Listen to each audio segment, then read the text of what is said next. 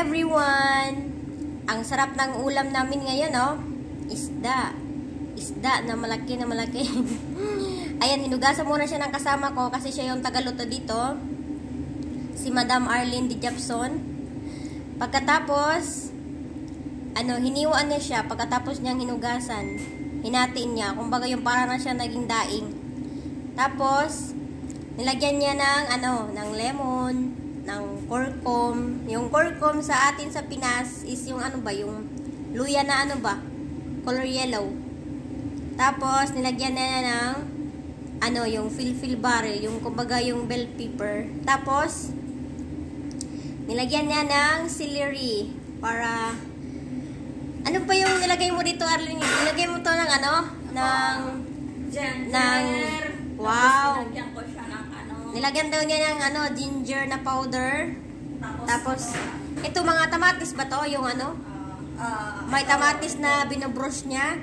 Tapos nilagyan niya ng dates. Yung dates na yung may asukal na dates.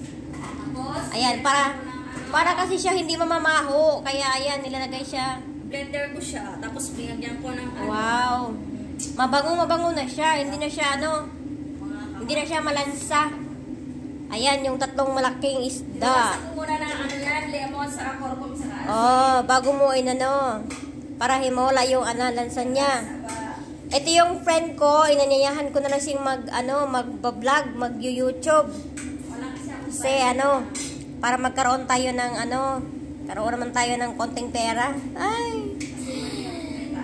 Sana nga naman, Lulo, wag mo nang ilagas yung ko. Ay. Ano bang gagawin dito, Arin? Ilagay sa or prituhin to? Hindi, ilagay dito sa Ilagay yan sa oven? Wow, sana all. Ito na, tapos na itong manok ko naman dito na lahi kong maraag. Prito ko muna siya. Wow. Bago mo gawin. Yan, i-video mo to.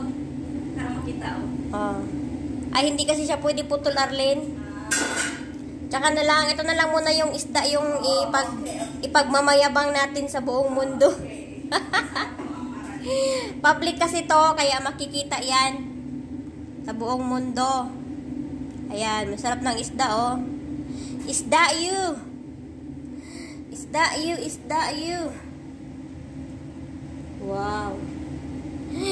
Masarap ang kain ni Madam kasi isda ang ulam.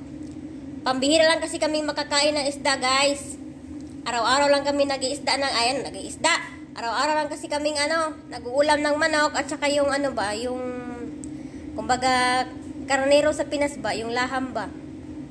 O ayan na ha. Cooking muna si yung mga madamdamin dito.